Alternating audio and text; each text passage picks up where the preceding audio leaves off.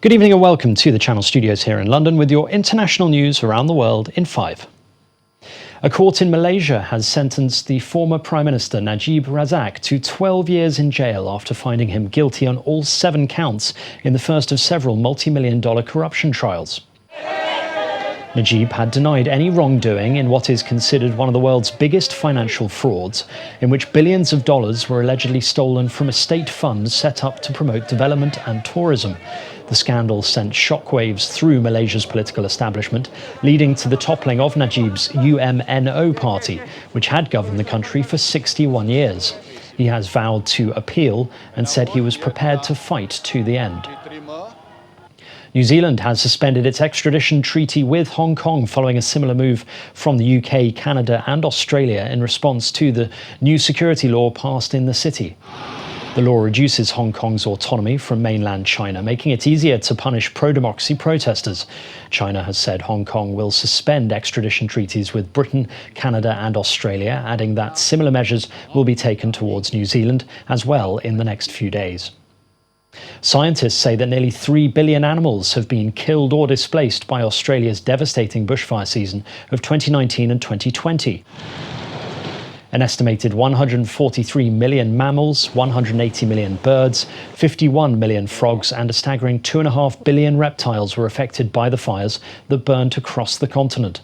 An interim report commissioned by the WWF suggests the toll from the fires goes much further than the earlier estimate of more than 1 billion animals killed. 8 people have been killed in Karachi in Pakistan after monsoon rains flooded the country's biggest city. Floodwaters accumulated in low-lying residences and on the roads in commercial districts, hampering traffic and forcing residents to wade through knee-high or waist-high water. Many areas in the city were flooded after the downpour. Rescue officials said most of the deaths occurred due to electrocution. And monsoons have also hit the Bangladeshi capital Dhaka, where floods were triggered by days of heavy rains in the capital. Officials have said that hundreds of thousands in Bangladesh have been marooned and thousands of hectares of farmland submerged as floods hit the nation already grappling with coronavirus. It's thought more than 9 million people have been affected by monsoon floods in South Asia in total. Mali's President Ibrahim Boubacar Keïta has appointed a crisis cabinet to work towards a government of national unity. It came hours after a summit of West African leaders called for the swift creation of a unity administration and a fresh vote following disputed elections. The opposition coalition in Mali had earlier rejected a proposal for a national unity government, insisting the president must go. Kenya's President Uhuru Kenyatta extended a nightly curfew for 30 days to curb the spread of COVID-19 and has banned alcohol sales in restaurants for the same reason. The harsh reality, my friends, is that we are at war.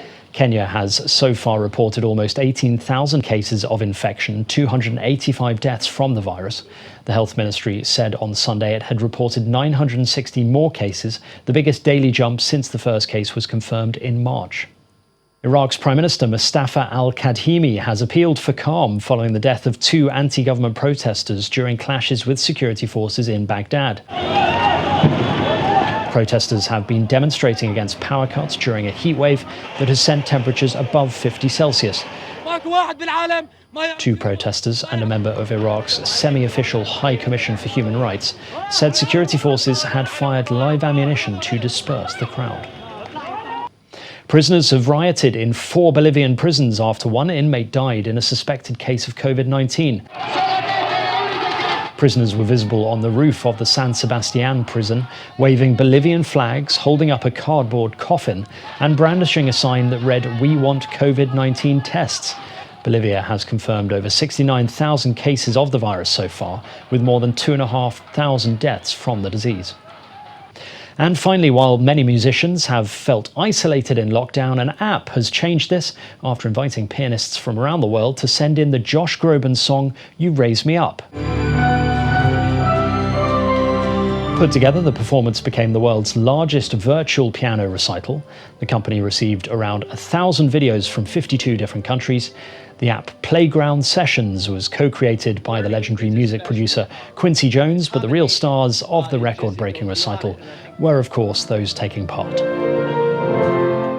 And that's your international news around the world in 5. Now back to the Channel Studios in Lagos.